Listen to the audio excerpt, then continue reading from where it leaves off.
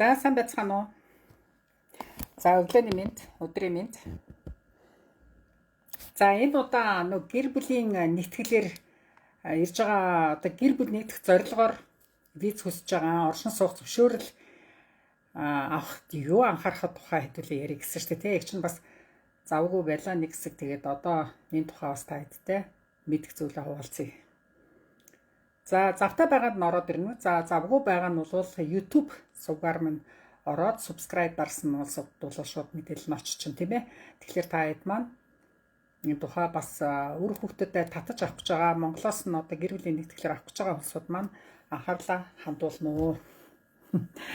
Тий. За Чехэд очиод та хэд маань очиод бас 6 сар ажилласны дараа ерөнхийдөө бол үр хүүхдэд татаж авах гэр бүлийн нэгтгэлээр татаж авах боломж чинь нэгддэг тийм ээ. За энэ тухай бол ерөнхийдөө бүгд мэддэг болж байгаа. Ер нь ихэнх нь энэ тухай мэдээлэл авсан байдаг. Ихэнх нь бол энэ тухай бас инфо сайтаа байгаа тийм ээ. За ганц хүүхэд ч биш. Ер нь бол нэг 6 сар ажилласны дараа бол гэр бүлийн баталгаатай гэр бүлийнхээ хүнийг татах юм уу? Эсвэл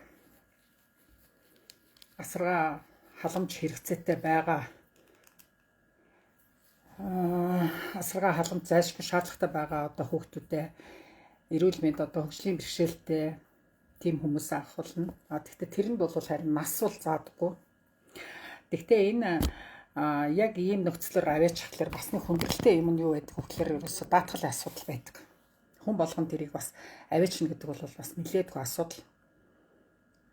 Даатгал дээр л нэлээд асуудал гардаг. Тэгэхээр хүн болгон бас яг энэ нөхцлөөр аваач хад бол маш хэцүү. За чинь хүлээж агараа би хаалга хонголгох.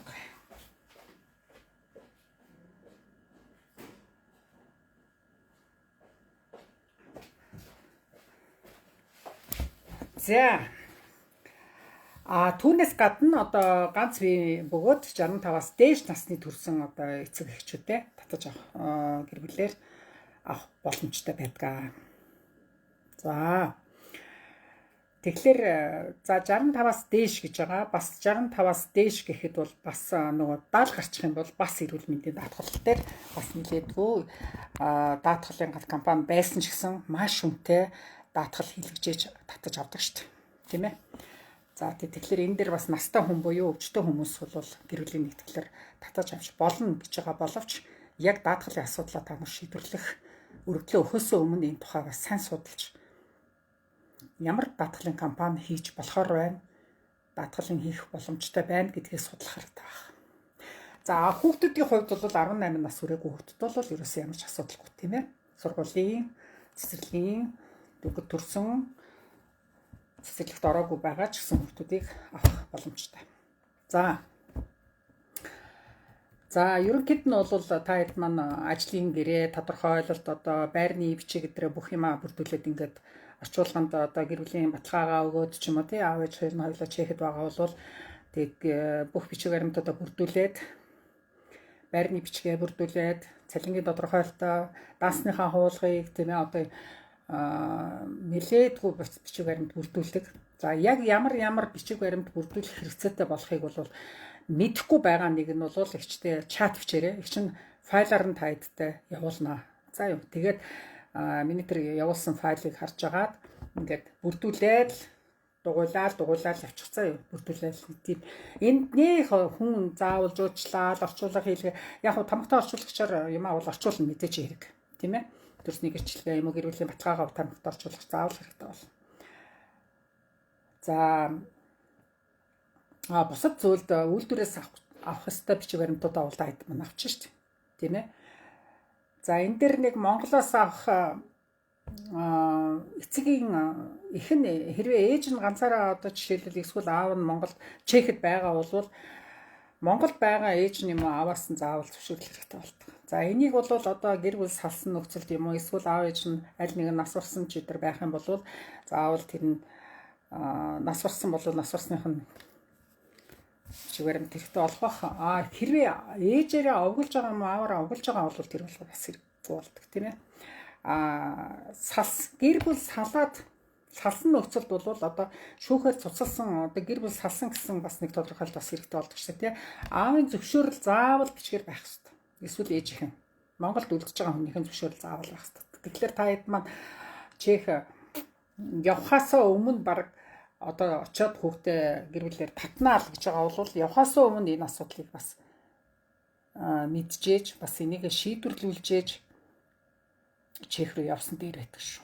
Даан ялангуяа одоо магадгүй 10 20 жил төрснөөс нь хойш одоо эцгийн барааг нь хараагүй одоо хаана амьдарч байгаа юм бүү мэд гэтэл ааваар онголцсон байдаг тэр хүүхэд тийм ээ.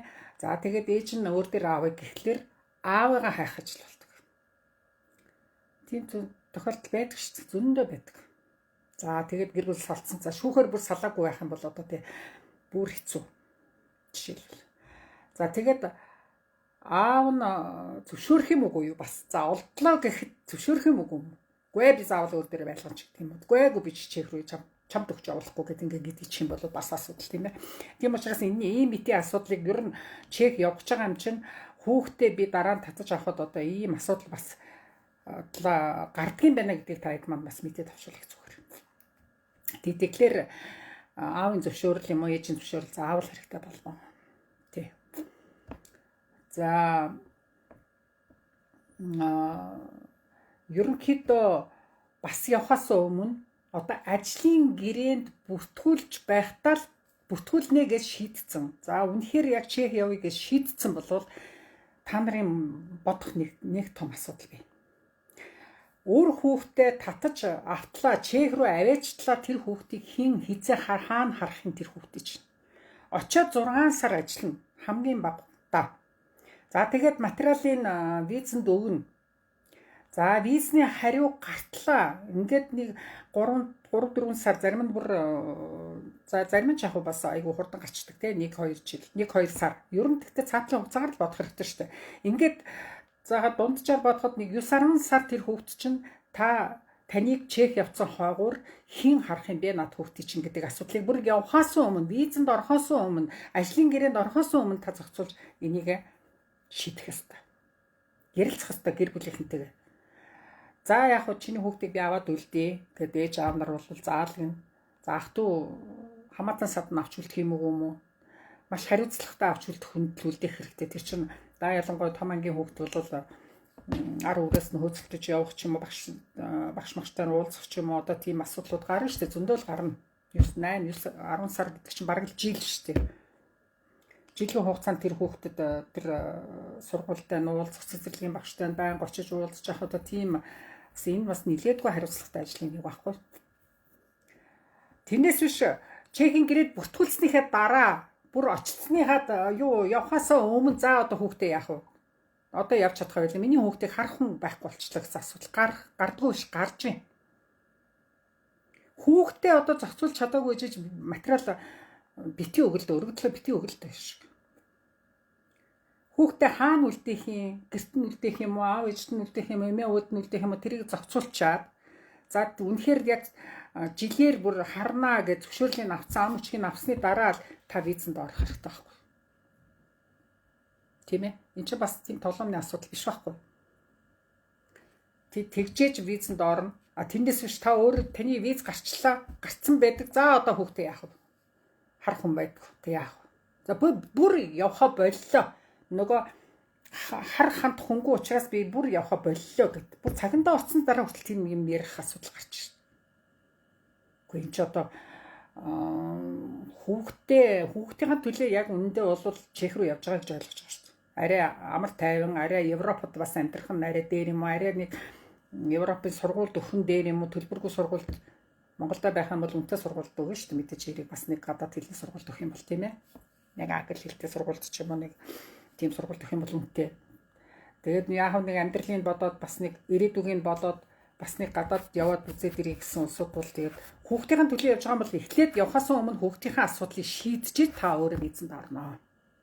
Тэндээс биш шууд одоо хүүхдээ аваад шууд явдаг бол бас нэг өөр хэрэг. Тэг чи Чех чинь бол яалтчгүй ээж нь юм аав нь ээж аав хоёр нь төрүүлж очиж ээж.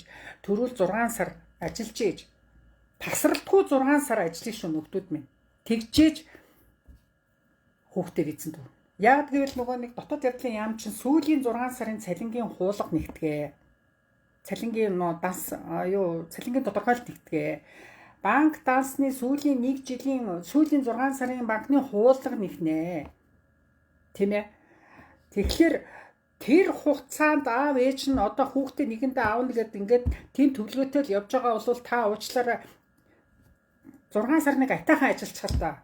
Тэрнээс биш нэг ажлаас нөгөө ажил руу ингээл нүүгээс шилжээл ингээд байвал нөгөө 6 сарын чинь цалингийн тодорхойлт буюу нөгөө банк насны хууль чинь завсардчих штеп. Олигтой өндөр цалин гарахгүй.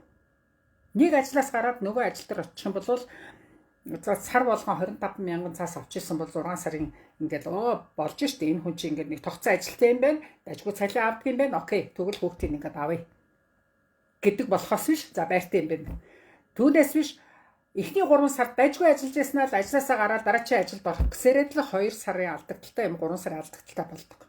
Дараа сарын цалиндаа нөгөө шинэ оцсон газараа хуучин газар шигэ олигтойхон цалин шууд ажилдаа ороод л олигтойхон цалин авч чадахгүй бол ингээд цалингийн хэмжээ чинь нэгдүгээр буурна, хоёрдугаар завсар гарна.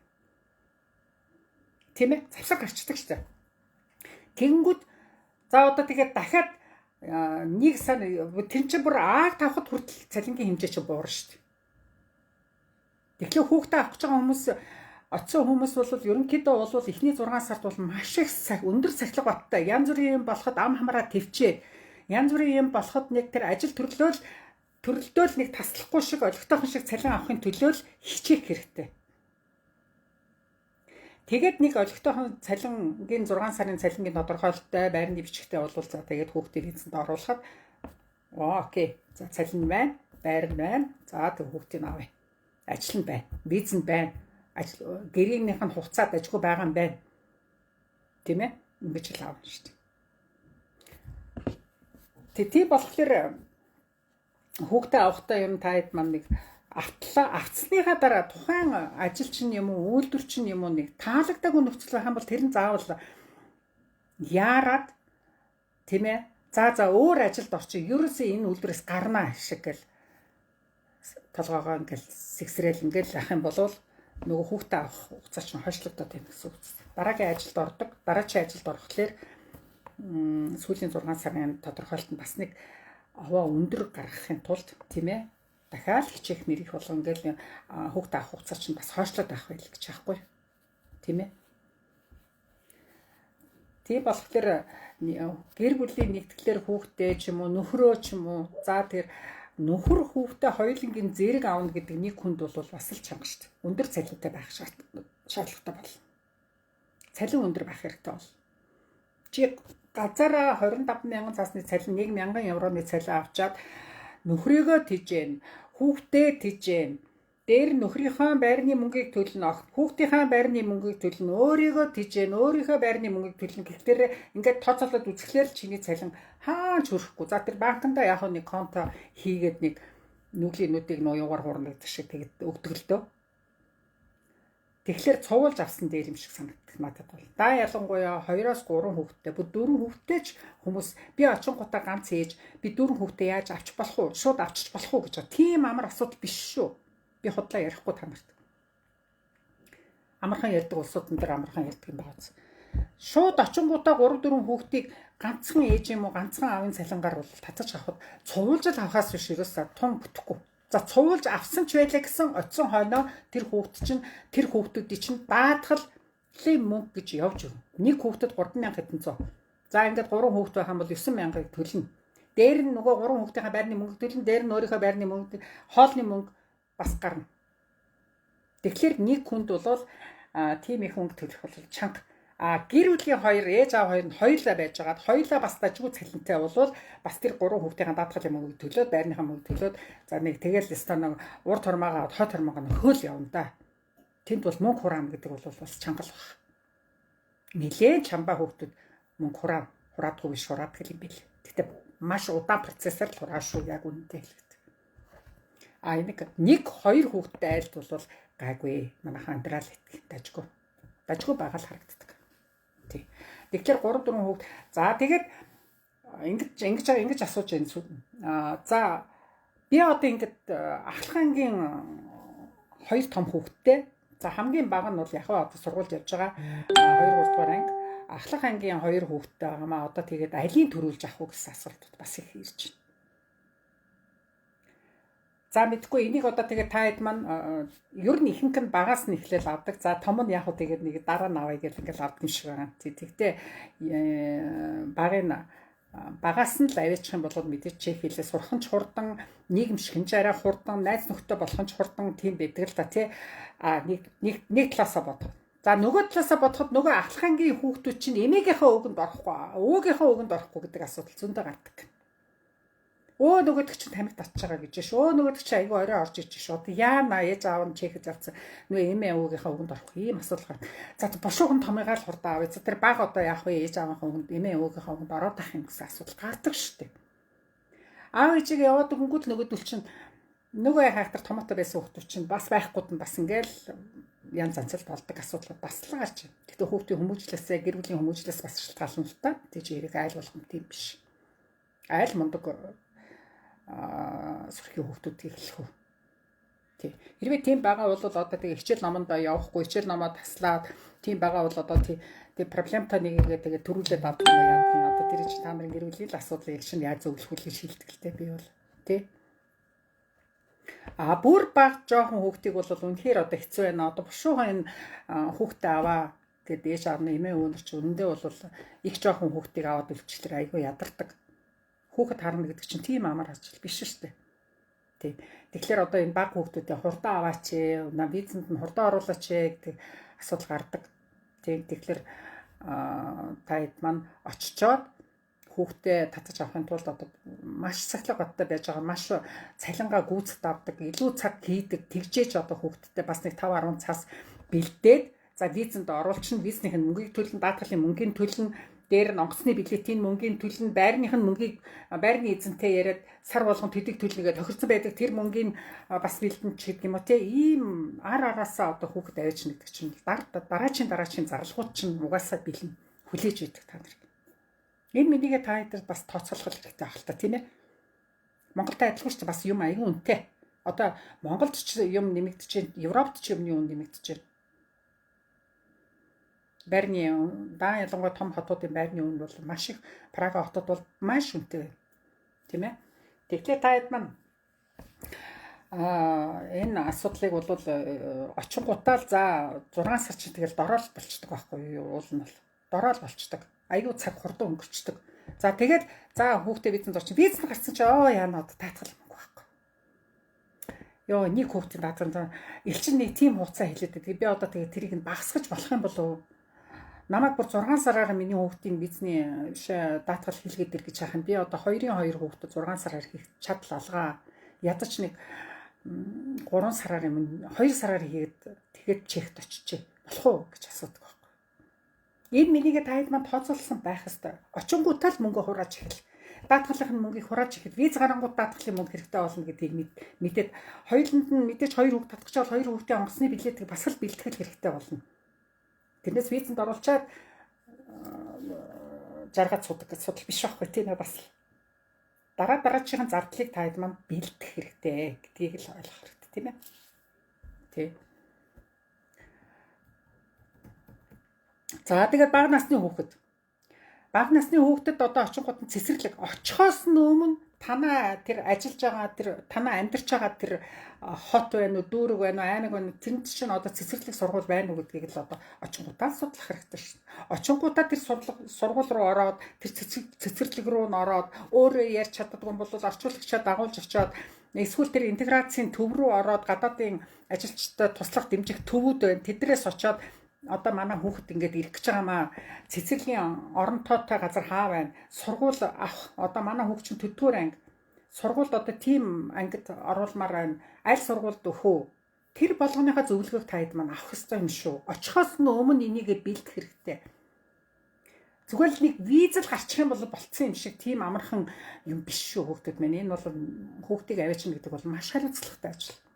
Судалгаа аягүй хий. За тэгээд нийтийн байранд амьдарч байгаа улсад байх юм бол хүүхд чинь очихоос чинь өмнө та нар 2 өрөө юм уу 1 өрөө байранд гацсан байх хэрэгтэй. Нийтийн байранд амьдарч байгаа бол. Тэр байраа үнэхээр тэр орчинд чинь одоо байр түрээсэлдэг газар байна уу? За тэгээд байр түрээслээд эхлэх юм бол дараагийн асуудал үүснэ. Яагаад гэвэл нэг байр түрээслэхэд чинь нийтийн байр нөгөө янз элдвэр муулаад явдаг нөгөө нийтийн мань байр зүгээр юу болно. Дэваачин шиг санагдсан дээр яг үнэндээ. Ягаад гэвэл одоо нэг тусдаа ингэж гарах гэхлээр нэгээс за доор иж 2-3 сарын нөгөө нэг урчилгаа мөнгө авна байрны эзэдүүд тийм ээ. За тэгэхээр нэг 15,000 кроны байр байлаа гэж сарын түрээс нь 15,000 байлаа гэж бодоход та хэд маань 2 сарын түрээс урчилгаа авна. За тэр чинь 30,000 тийм ээ. За тэгээд нэг сарынхаа мөнгийг төлжээж орно. Төлхөөрөө авна. За ингээд 45,000 болно. За тэгээд тэрэнд нь бас тог усны хэрэглээ, халуун усны хэрэглээ орж ийн үгүй юу бас. Учиртай. Инкасын төлбөр нь тусдаа байвал тэр 15 дээр чинь нэмэгдээд явчихна. За дээр нь хүүхдэд хэдийг нэмэх нь 1000-ыг нэмэх нь 500 наснаас нь шалтгаална мэдээж хэрэг. Тийм ээ. За тэгэхээр нийтийн байраа одоо байрны эзэндээ за манай хүүхэд ирэх гэж байгаа шүү. Байрны эзэнтэйгээ тохирох хэрэгтэй. Манай байранд 2-3 хүүхэд маань ирнэ. Чи байрны бичиг хийж өгнө үз манай хүүхдүүдэд. Гэдгийг ам үчгийг авчиж тэгжээж тэр байранд нүүж орно. Ямар ч гэрээ хэлцээр хий байхгүй хүүхдээ ирнэ гэдгийг хэлэхгүй байж байгаа гівгэд дахиад орчдөг. Байрандаа нүгэд орчдөг нийтийн байрнаасаа. Тэгэнгүүт нөгөө байрны эзэн энэ байранд хүүхэд байхгүй. Тэгвэл бүр балар шүү дээ. Бүр нүгэд дахиад нүүхэж дахиад байр хаахаж болно шүү. Хүүхдүүд минь тэрэн дээр аюулгүй анхаарах хэрэгтэй шүү. Тэгэхээр анхнаас нь байрны эзнээс за манай төдөөс төдөн насны хүүхэд ирнэ. За урилгаар 100 ээж маань ирнэ. Урилгын бичиг хийж өгнө үз. Амучгийг авах хэрэгтэй. Манайх танаа байранд орлоо шүү. Удаан хугацаагаар ормоор байна. Дээр нь манай хүүхдэд байрны бичиг сар болгон хийж өгч яана үз. Байрны бичигний зөвшөөрлөгөө бол визэн сонгохгүй шүү дугаас. Удаан шин суух зөвшөөрлийг өгөхгүй шүү. Нөгөө дотоод хэвлэх юм чинь тийм ээ. Тэгэхээр энэ мэтийг айгуу сайн зохицуулж ээж, байрны эзэнтэйгээ ярьж ээж, ам үчгийг авч ээж, гэрээн дээр нь бүр бичүүлж ээж, тэгжээж байр чинь окей болно шүү. Амаар зүгээр ярьчаар дараа нь хүүхдийг ирэхлээр нөгөө төлч би тийм юм чамтай яриаггүй шүү дээ гэх юм бол яах юм. Асуудал. Амнаас нь гарсан үг болгоныг тэр гэрээн дээр нь баталгаажууллаа. Тийм ээ. Тэгэхгүй бол бүтэхгүй. За тэгэхээр цэцэрлэг, сургууль, байр тийм ээ. Тэгээд хамгийн чухал нь та хэд юм мөнгө цааш нь хийх хоригдлол хадгаламжийн мөнгө чинь аюулгүй хэрэг болно шүү. За зарим бас гэр бүлүүд ээж аав нар байна. За заавал яг бас боломжтой ээж аав нь ингээд Монголд харж хандаад ах хүнтэй айлууд нь бол нэг жил болоод бас овоо хэдэн төгрөг хураацсныхаа дараа хүүхдэд татчих авч.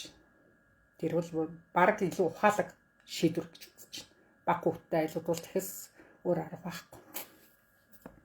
Бүр мөнгөгүй бол хүүхдэд авцраад бас л хэцүү шүү. Тэгэл нөгөө өөрийн сүлжээ чинь үлсэн шүү. Өөртөө болно шүү дээ. Тийм ээ.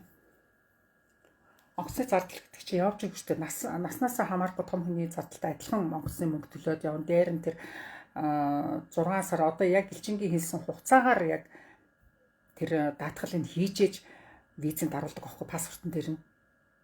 За тэгээд очиод ягаан карт автлан нөгөө нэг даатгалаар амьдрна. За тэгээд нэг ягаан карт авчих юм бол одоо жинхэнэ ВЗП даатгалд хамрагдаад ингэж явна.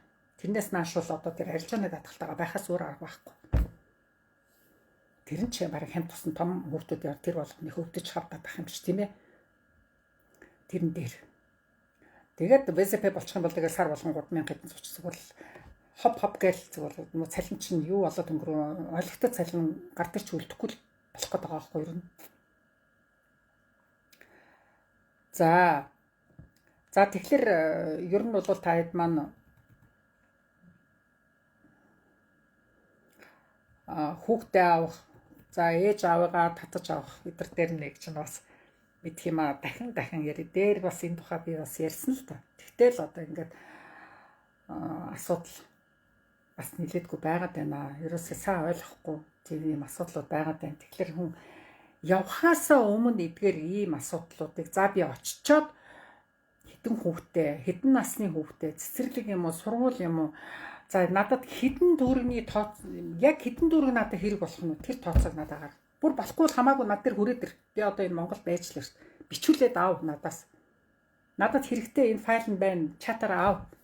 Хэвлээд аав тэрийг. Тэгэл ингээд за ийм мөнгө орох юм байна. Би очичоод ажилдаа ороод ийм мөнгө надад хэрэгтэй болох нь ийм мөнгөтэй бэжэж би хүүхдэд татчих юм байна шүү гэдгийг нэг ойлгоод авсан байхад гайгүй шүү бас.